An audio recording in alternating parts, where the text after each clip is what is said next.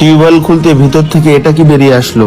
দীর্ঘদিন ধরে পড়ে থাকা টিউবওয়েল যেভাবে সচল হলো। রাস্তা দিয়ে যাওয়ার সময় হঠাৎ একটি স্কুলের এই টিউবওয়েলটি আমার চোখে পড়ে। জোহরি যেমন মণিমুক্তা পারে, আমিও বুঝতে পারলাম টিউবওয়েলটিতে নিশ্চয়ই কোনো সমস্যা আছে।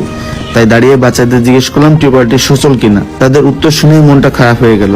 তারা জানানোরও বেশি সময় ধরে নষ্ট। টিফিনের সময় খাবার খেতে হলে পাশের বাড়ি থেকে পানি এনে খেতে হয়, অথচ এই স্কুলে শত শত শিক্ষার্থী পড়াশোনা করে। তাই সিদ্ধান্ত নিলাম যেভাবেই হোক টিউবওয়েলটি ঠিক করব, ছোট ছোট বাচ্চারা আবার নিরাপদে পানি পান করতে পারে। টিউবওয়েলটা খুলতে শুরু করতে একজন শিক্ষক চলে এলেন। তিনি জানালেন এর আগেও কয়েকবার মেরামতের চেষ্টা করা হয়েছে, লাভ হয়নি। মনের মধ্যে একটু সংশয় ছিল, আদৌ কি ঠিক করতে পারবো। অবশেষে টিউবওয়েলটা খুলে দেখি ভিতরের অবস্থা খুবই নাজুক। দীর্ঘদিনের ব্যবহারের বাইরে থাকায় অনেক অংশ নষ্ট হয়ে গেছে। তারপর জমে থাকা ময়লা পরিষ্কার করে নিলাম। মূলত এটা সমস্যা ছিল ওয়াশারে আটকে থাকা নাটটির প্যাচ নষ্ট হয়ে গেছে, ফলে কিছুক্ষণ চাপলে নাট খুলে নিচে পড়ে যেত। তাই একটা নতুন নাট বসালাম। এরপর পানি ঢেলে কয়েকবার চাপ দিতে অবশেষে বেরিয়ে এলো স্বচ্ছ পানি। সেই মুহূর্তে মনে একরকম প্রশান্তি ফিরে এলো। এখন থেকে ছোট ছোট এই শিশুরা অন্যের বাড়ি থেকে পানি আনতে যাবে না। কাজ শেষে টিউবওয়েলটাকে রং করে দিলাম।